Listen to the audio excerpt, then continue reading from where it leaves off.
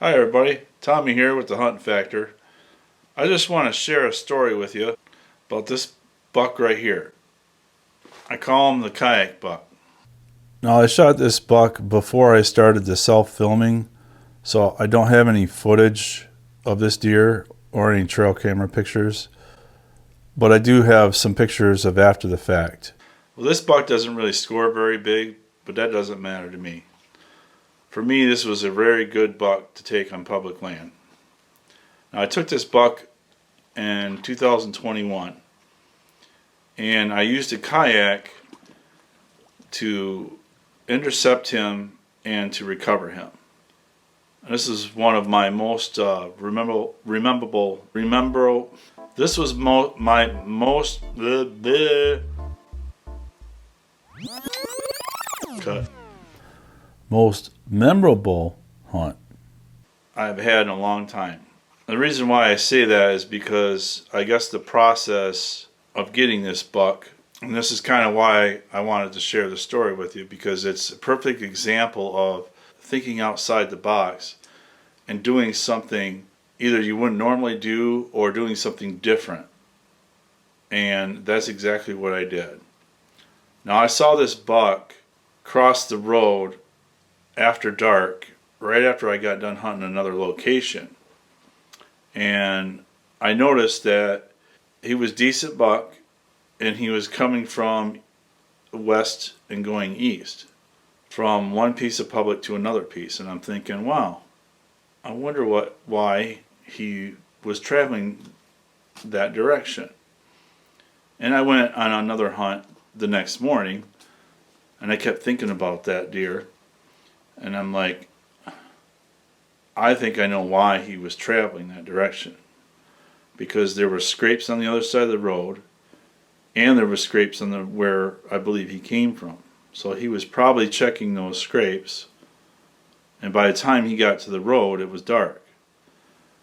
So my thinking was, if I could draw a straight line from where he was to where he came from, that might be his travel route. So I decided to take my kayak, because I figured the kayak would be an easy way to sneak in, because there was a small lake on the other side of that piece, and it was probably a good 800 to 900 yards of a paddle for the kayak, so it's quite a ways across this lake. But I figured this is what I bought the kayak for. I haven't tried this out ever. Here we go. Let's try it out. And then I thought of the recovery. I thought, well, if he doesn't fit in the kayak, or, this is before a shot, obviously. I'm preparing if I do get a deer in this area, how am I going to get it out? So I thought, well, I better bring some rope and something to float the deer behind the kayak, because I had no idea how I was going to do this. This is kind of like a spur of the moment thing, and I kind of semi-prepared prior to this because I knew the area. So I had the rope, and I had a couple life jackets and a pool noodle or something, thinking I might have to float something back. But anyways, back to the hunt. I go in there with the kayak. I get 600 to 700 yards from where he was standing on the road, and there's a big ridge that goes up to some private, and there's like a saddle in between, and it looks like a CRP or some kind of green briar maybe field. And I'm thinking in my head, as I'm walking up in there, I'm thinking he had to probably cross the corner of this public to go across the road from the private. I didn't have any trail camera pictures or anything. All I knew is what I knew from years before, and I didn't actually hunt in this particular spot. I hunted in the same area, but not in that spot. And I thought, well, there ain't much for cover this time of year. It was November 11th. I thought, what tree am I going to get into? And then I see this large beech tree that still had some leaves on it, and it had a lot of branches. So I'm sitting there, I hear a snap on my far right. I'm positioned where the private is kind of in front of me. But if anybody out there is a saddle hunter and knows, you face the tree, and I'm a right-handed shooter, so your left side is your good strong side. So he's coming. I look and he's coming right to my tree, and he's coming behind my tree on my weak side, and I have really no shot at all. I mean, if I lift my bow over, or if I swing around the other way and stand on my platform, I didn't really want to make that much movement, but I see him coming, and he gets between me and the private and a fallen tree. So he's behind this fallen tree, and he starts coming around to my right side, and I'm like, oh great, he's on the wrong side, I ain't got no shot. But I grab my bow thinking maybe I can turn around if he looks the other way or puts his head down or something. Gives me an opportunity to move to where he's not looking my direction. So when I did that, he must have caught a little bit of movement, because he jumps back, one jump back, and he's back 10 feet or whatever it is, and he's staring, looking up at me, and I'm like, oh boy, I think I just blew it. And he's staring and staring, and it's like, man, we're having a stare off. So I'm not even looking at him, and I'm just froze. And I'm like, great, this isn't good. It's going to be over.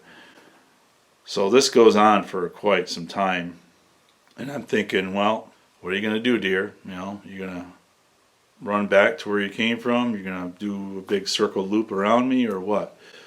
And he stood there, I swear, for like 10 to 15 minutes. And he starts walking away and kind of circled more in front of me than away back to where he came. And he stood there for a while, stopped in some brush. I had no shot. He was probably 25 yards at that time. And I'm thinking, great, he's not going to come in. He's spooked. He just doesn't know. He can't smell me because the wind is coming right to my face. It's northwest winds. You know, like I said, it's November 7th. I stayed frozen this whole time. I mean, it's like 20 minutes by now, it goes on. And then he finally starts calming down. He starts eating the briar leaves, because this whole ridge system is full of briars and stuff. So he's eating briar leaves. I'm like, okay, he's calming down. And then he starts working and feeding his way along this deer run that goes within range of me. And I had ranged it, and it's about 18 yards from my setup. And he gets on that run, and he just kind of, as he's coming out, he's feeding along. And I'm like, cool. He's kind of getting in range a little bit. And then he kind of turns like he's walking away from me. I'm like, oh boy, this ain't good. So I see this one little window I'd ranged earlier, about a foot by foot, whatever, square through the brush. And I'm thinking, man, if he gets in that window just right, I could probably get a good quartering way shot. And sure enough, he gets into that spot, and I get my shot. I drew back, shoot through that window, hit that deer right the vital V. Drops him right there. Heart shot him. He lets out a bleat. Bah! And then he falls, and he starts kicking. And I'm like, oh great. So I grab another arrow, try to put another shot on it, and I just skinned him. But it didn't matter. By that time he expired. He quit moving. And that was awesome. I was like, holy cow, I can't believe that worked. I took the kayak in here. I saw him the night before. Wow, this is what it's all about. That really just, mobile hunting was totally for me. So I put a tag on him, and I drug him down to the water. Now the arrow broke off in him, so I had half an arrow, and I used lighted knocks. So I took the half of the arrow with the lighted knock and put it in a tree to mark the spot where I left him, because I figured I would take my gear back to my truck and then come back out and then put him in the kayak and bring him back. But now I really didn't know if he was gonna float in the kayak, so that's why I had a couple life jackets, some rope in him, maybe a pool noodle or something. I thought I might tie those to him and float him behind the kayak. But I thought, well, let's try putting him on the kayak and see if he floats. If he don't float and I sink, then I'm going to get wet.